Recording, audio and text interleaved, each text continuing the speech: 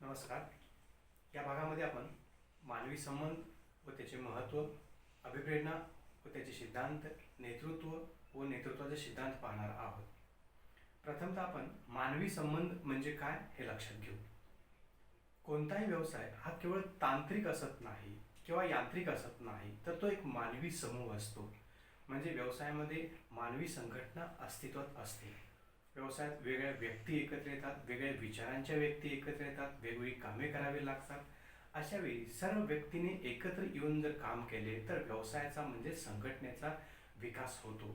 या उलट व्यवसायामध्ये भांडण, कलह, हेवेदावे जर असतील तर व्यवसायाची अधोगती होते. म्हणून व्यवसायामध्ये मानवी संबंध हा महत्त्वाचा मानला जातो. मग मानवी संबंध म्हणजे नेमके काय हे आपण आता पाहू. मानवी संबंधाची व्याख्या अशी आहे. मानवी संबंध म्हणजे कामाच्या ठिकाणावरील लोकांचे वर्तन स्पष्ट करणारा पद्धतशीर ज्ञानाचा समुच्चय होय. या व्याख्येवरून थोडेसे आपल्याला असे लक्षात येते की मानवी संबंधामध्ये कर्मचाऱ्यांमध्ये अंतर्गत स्वरूपाचे सलोख्याचे संबंध तयार केले जातात व कर्मचाऱ्यांना मानसिक व सामाजिक समाधान मिळवून देण्याचे प्रयत्न केले जातात. आता आपण मानवी संबंधाचे महत्त्व लक्षात घेऊ. Importance of human relations. समाधानी कर्मचारी ही व्यवसायाची संपत्ती मानली जाते. ही संपत्ती आपली चांगली राहण्यासाठी मानवी संबंध तितकेच महत्त्वाचे आहे. हे महत्त्व आपण पुढील मुद्द्यांच्या आधारे विचारात घेऊ. पहिला मुद्दा आहे उच्च कार्यक्षमता. ज्या व्यवसायामध्ये मानवी संबंध खूप छान आणि सुंदर अशा पद्धतीने आहेत, त्या व्यवसायातील असणारी कर्मचाऱ्यांची कार्यक्षमता ही खूप छान राहू शकते. कारण व्यवसायाअंतर्गत खेळीमेचे वातावरण, उत्साहाचे वातावरण तयार होते. वरिष्ठ कनिष्ठ संबंध चांगले असतात. साहजिकच त्यांची कार्यक्षमता ही चांगल्या पद्धतीने राहू शकते. 2 नंबरचा मुद्दा आहे साधन सामग्रीचा पर्याप्त वापर. व्यवसायामध्ये कच्चा माल, अर्धनिर्मित माल जो असतो त्या साधन सामग्रीचा पर्याप्त वापर करावयाचा असेल तर व्यवसायातील असणारे कर्मचारी व त्यांची मानसिकता ही खूप चांगली असावीच लागते. म्हणजे साधन सामग्रीचा पर्याप्त वापर करण्यासाठी मानवी संबंध ही संकल्पना महत्त्वाची मानली जाते. त्यानंतर तिसरा मुद्दा आहे मानवी घटकाची ओळख. मानवी संबंधामध्ये कर्मचाऱ्यांचा स्वभाव लक्षात घेतला जातो, त्यांचे वर्तन लक्षात घेतले जाते, त्यांचे संबंध लक्षात घेतले जातात आणि त्यामध्ये सुधारणा करण्याच्या दृष्टीने प्रयत्न केले जातात. म्हणजेच व्यवसायाला आणि व्यवसायातील असणाऱ्या कर्मचाऱ्यांना प्रत्येकाच्या स्वभावाची कल्पना ही येते. म्हणजे मानवी घटकाची ओळख व्यवसायामध्ये चांगल्या पद्धतीने होते. 4 नंबरचा मुद्दा आहे उद्योगाचा नावलौकिक. ज्या व्यवसायामध्ये मानवी संबंध चांगले आहेत त्या व्यवसायामध्ये शक्यतो वादविवाद व भांडणे कमी होतात. व्यवसायाअंतर्गत खेळीमेचे वातावरण आणि सुसंवादाचे वातावरण तयार होते. साहजिकच कर्मचाऱ्यांमध्ये आणि बाजारपेठेमध्ये त्या उद्योगाचा नावलौकिक जो आहे तो चांगल्या रीतीने राहतो. 5 नंबरचा मुद्दा आहे व्यवस्थापन कर्मचाऱ्याबाबतीत संवेदनशील. मानवी संबंधामध्ये कर्मचारी हा कर्मचारी व मानवी घटक म्हणून लक्षात घेतला जातो. त्यांच्या अडचणी लक्षात घेतल्या जातात, त्यांचे प्रश्न सोडवण्याच्या दृष्टीने प्रयत्न केले जातात, त्यांच्या खेळीमेत वातावरण तयार केले जाते. म्हणजेच व्यवस्थापन कर्मचाऱ्यांच्या बाबतीत एक मानवी घटक म्हणून कायमस्वरूपी संवेदनशील राहते. 6 नंबरचा मुद्दा आहे कामाचे समाधान. ज्या व्यवसायामध्ये मानवी संबंध चांगले आहेत तेथील कर्मचाऱ्यांना कामाचे समाधान चांगले मिळते. कारण व्यवसायाअंतर्गत वादविवाद नाहीत, भांडणे नाहीत आणि काम करण्यासाठी उत्साह येतो. साहजिकच काम करताना ज्यावेळी ते काम करतात व्यवसायामध्ये उत्साहाने काम करत असतात आणि काम करताना त्यांना त्या कामाचे समाधान देखील मिळते. 7 नंबरचा मुद्दा आहे नवनिर्मिती. ज्यावेळी एखादा कर्मचारी काम करतो, जर मानवी संबंध त्याचे चांगले असतील इतर घटकांच्या बरोबर, तर तो रेग्युलर कामा व्यतिरिक्त इतर नवीन काही कामं करण्याच्या दृष्टीने तो प्रयत्न करतो. म्हणजेच त्याच्याकडून मानवी संबंध चांगले असल्यामुळे नवनिर्मितीला एक प्रकारे प्रोत्साहन मिळतं. 8 नंबरचा मुद्दा आहे संघर्ष कमी. मानवी संबंध चांगले असतात, चांगले असल्यामुळे वरिष्ठ आणि कनिष्ठ संबंध चांगले राहतात, औद्योगिक संघर्ष कमी होतात. साहजिकच या ठिकाणी वरिष्ठ अधिकारी व कर्मचारी, व्यवस्थापक व कर्मचारी, कर्मचारी संघटना व व्यवस्थापन यांच्यातील संघर्षाचे वातावरण जे आहे ते कमी होतं. 9 नंबरचा मुद्दा आहे गैरहजेरी व अदलाबदल दर कमी. ज्या व्यवसायामध्ये मानवी संबंध चांगले आहेत त्या व्यवसायामध्ये कर्मचाऱ्यांची गैरहजेरी फारशी राहत नाही. ते उत्साहानं कामावर हजर राहतात. त्याचबरोबर एका ठिकाणी दुसऱ्या ठिकाणी बदली करण्याचा दर जो आहे तो देखील कमी होतो, म्हणजे गैरहजेरी व अदलाबदल दर कमी राहतो. आणि शेवटचा व 10वा मुद्दा आहे संदेशवहन सुधारणा. मानवी संबंधामध्ये वरिष्ठ व कनिष्ठ कर्मचाऱ्यांमध्ये खेळीमेळीचं वातावरण तयार केलं जातं. साहजिकच वेगळ्या समस्या, वेगळ्या अडचणी लक्षात घेतल्या जातात. म्हणजेच कर्मचारी आणि व्यवस्थापन यांच्यामध्ये एक चांगल्या पद्धतीने संदेशवहन होतो व संदेशवहनाच्या अनुषंगाने सुधारणा राहते. त्यानंतर पुढील घटक आहे नेतृत्व, ज्याला आपण लीडरशिप असं म्हटलं जातं. पीटर ड्रकर यांच्या मतानुसार जास्तीत जास्त व्यवसायाचे अपयश हे अकुशल नेतृत्वच असते. कोणत्याही संघटनेसाठी नेतृत्व ही पायाभूत किंवा आधारभूत बाब मानली जाते. व्यक्ती समूहाचे कार्य हे नेतृत्वाच्या पार पाडता येत नाही. व्यवसायात असणारे जी मॅनपॉवर असते त्यांच्याकडून काम करून घेण्यासाठी व त्यांना प्रवृत्त करण्यासाठी नेतृत्व हा घटक महत्त्वाचा असतो. नेतृत्व हे व्यवसायाला पुढे नेते व दिशादर्शकाचे काम करते. मग नेतृत्व म्हणजे नेमकं काय? तर नेतृत्वाची व्याख्या अल्फोर्ड व बेट्टी यांनी अशा पद्धतीने केलेली आहे. नेत्याच्या इच्छेनुसार बळाचा वापर न करता अनुयायाकडून ऐच्छिकरित्या अपेक्षित क्रिया करून घेण्याची क्षमता म्हणजेच नेतृत्व होय. आता आपण नेतृत्वाचे सिद्धांत लक्षात घेऊ. प्रामुख्याने 2 सिद्धांत आहेत. एक व्यवहारजन्य सिद्धांत आणि दुसरा स्थित्यंतरणी सिद्धांत. आपण प्रथम व्यवहारजन्य सिद्धांत नेमका काय आहे हे पाहू. हा सिद्धांत मॅक्स वेबर याने 1947 मध्ये प्रथम मांडला. बर्नार्ड ब्रास व त्याचे सहकारी यांनी हा सिद्धांत 1981 मध्ये विकसित केला. या सिद्धांतानुसार संबंधित जे नेतृत्व असतं त्या नेतृत्वास एक लक्ष दिलं जातं व ते पूर्ण करण्यासाठी जी पूर्ण अधिकार व सत्ता त्यास दिली जाते. तसेच लक्ष साध्य करण्यासाठी जे कामगार वेळेत दिलेले काम पूर्ण करतील त्यांना बक्षीस दिले जाते व जे करणार नाहीत त्यांना शिक्षा दिली जाते. त्यानंतर आपण स्थित्यंतरणी सिद्धांत लक्षात घेऊ. जेम्स मॅग्रेगर बर्न याने 1978 मध्ये हा सिद्धांत मांडला. बर्नार्ड बास आणि त्यांचे सहकारी यांनी हा सिद्धांत 1985 मध्ये विकसित केला. हा सिद्धांत व्यवहारजन्य सिद्धांताचे अगदी उलटा आहे. या सिद्धांतामध्ये कामगाराची व नेतृत्वाची जागा बदलली जाते. यामध्ये नेता आपल्या गटातील कामगारांना प्रभावी व तत्पर संपर्काद्वारे काम करण्यास अभिप्रेरित करतो. संघटनेची ध्येय व उद्दिष्टे साध्य करण्यासाठी सतत कामगारांच्या संपर्कात राहतो. काम पूर्ण करण्यासाठी आदेशाची साखळी तयार करून सतत संघटनेच्या भविष्यासाठी प्रयत्नात असतो. त्यानंतर आपण व्यवहारजन्य सिद्धांत व स्थित्यंतरणी सिद्धांतातला फरक लक्षात घेऊ. पहिला आहे नेमका अर्थ काय आहे.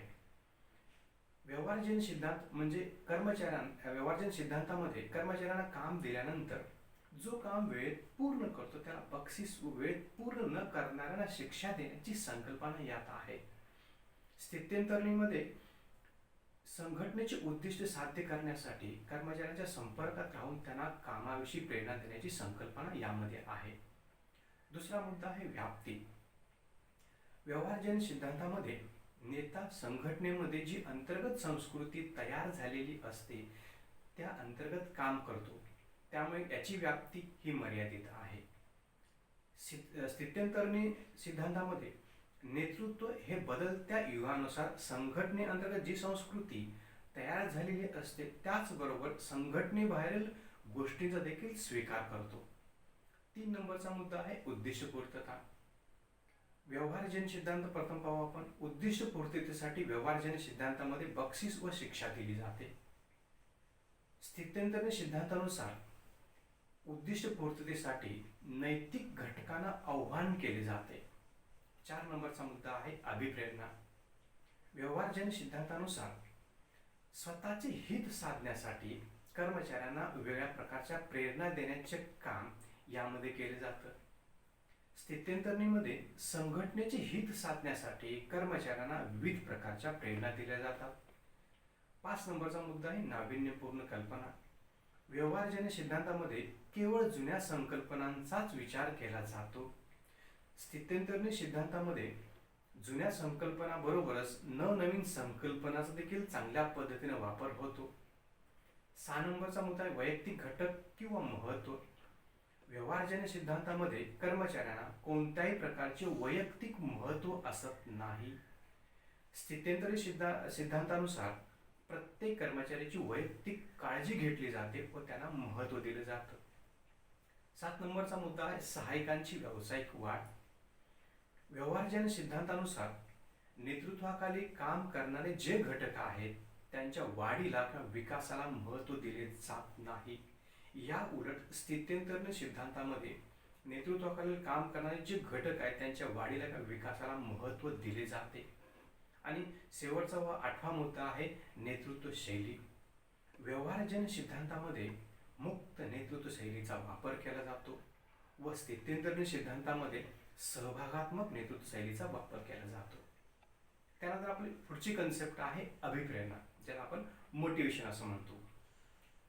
असं म्हटलं जातं, तुम्ही एखाद्या व्यक्तीचा वेळ खरेदी करू शकता, त्याची शारीरिक उपस्थिती खरेदी करू शकाल, परंतु त्यांचा उत्साह व पुढाकाराची भावना खरेदी करू शकणार नाही. यासाठी प्रत्येक व्यवसायाला अभिप्रेरणा ही संकल्पना महत्त्वाची मानली जाते. मग अभिप्रेरणा म्हणजे नेमकं काय? लुईस ॲलन यांनी व्याख्या अशी केलेली आहे, कर्मचाऱ्यांनी आवश्यक ती कृती करावी म्हणून त्यांना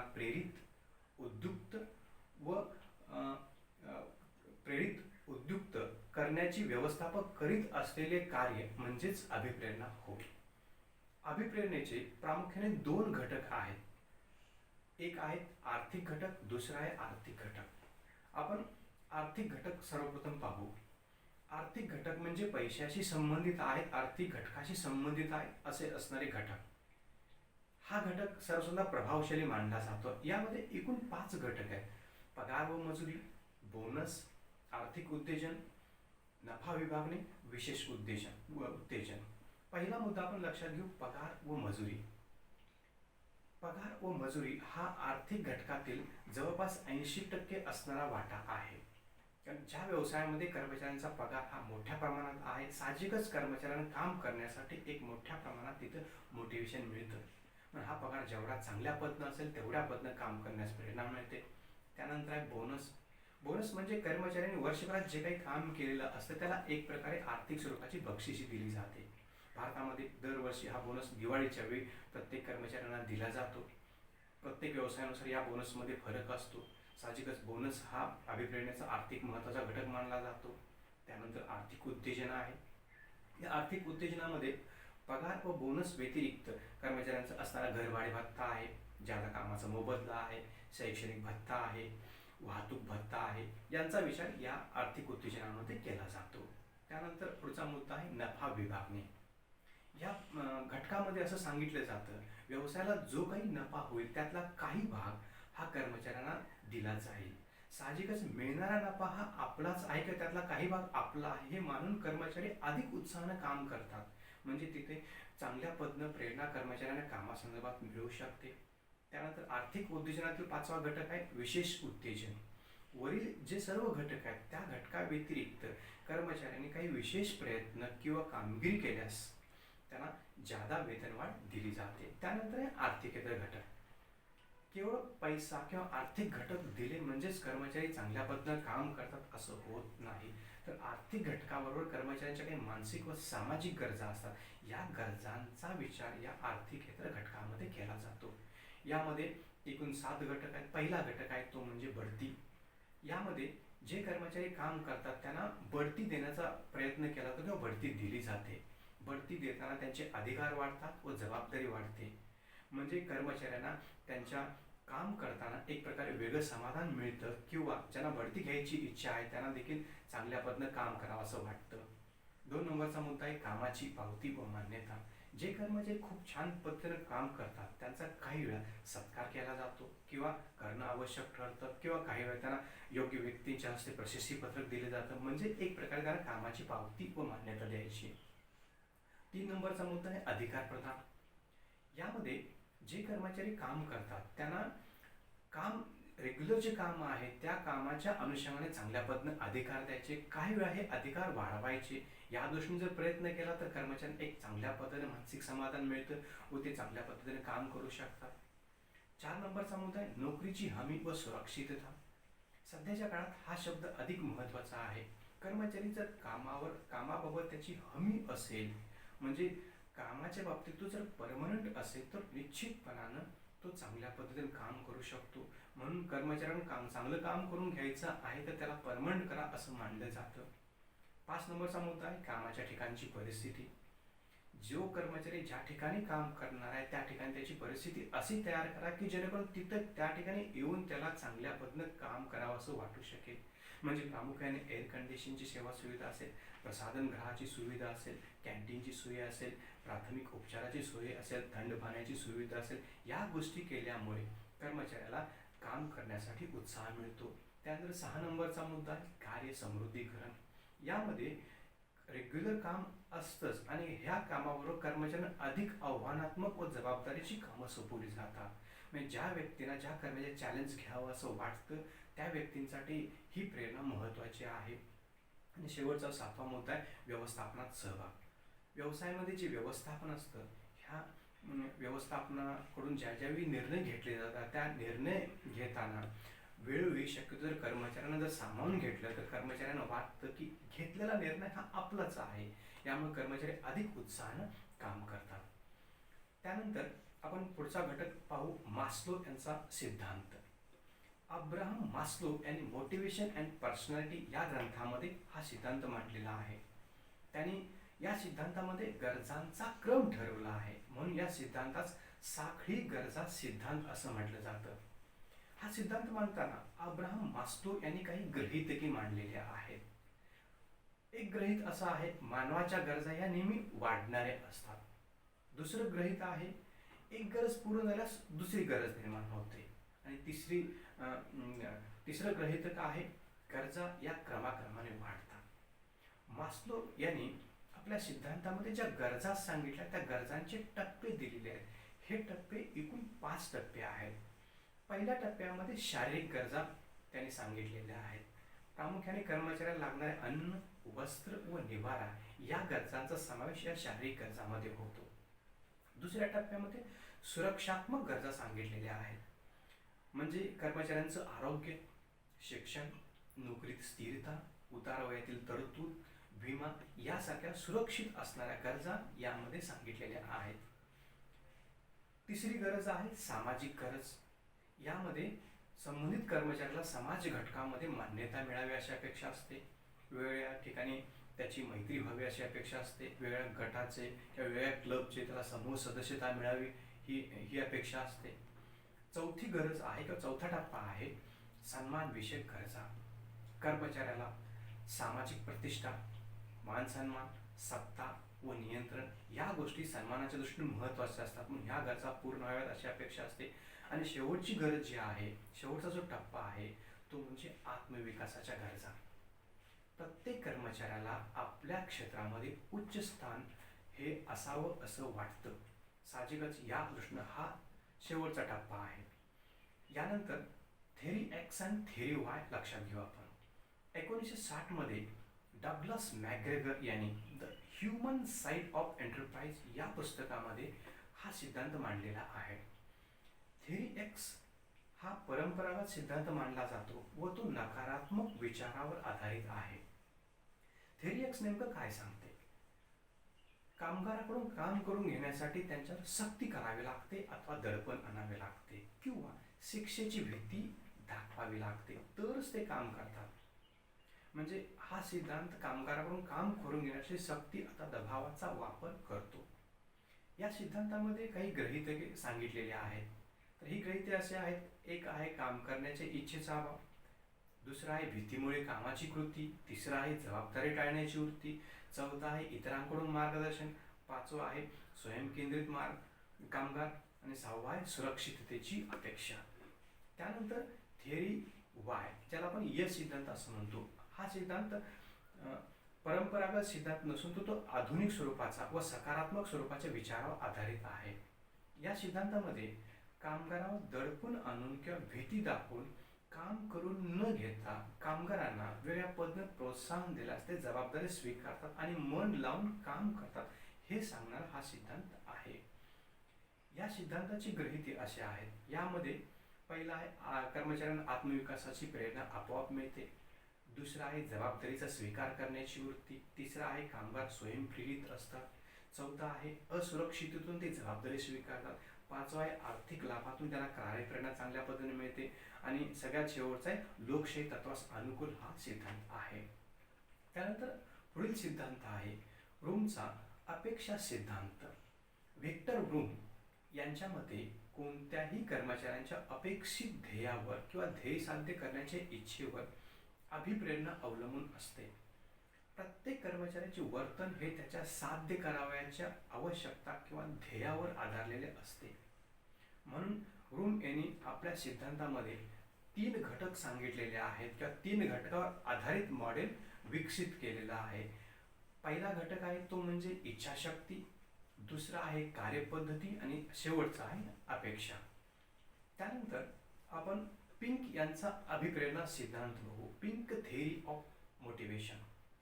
डॅनियल पिंक यांनी 2009 मध्ये drive the surprising truth about what motivates अस या पुस्तकामध्ये हा सिद्धांत मांडला. हा सिद्धांत प्रामुख्याने 3 घटकावर आधारित आहे.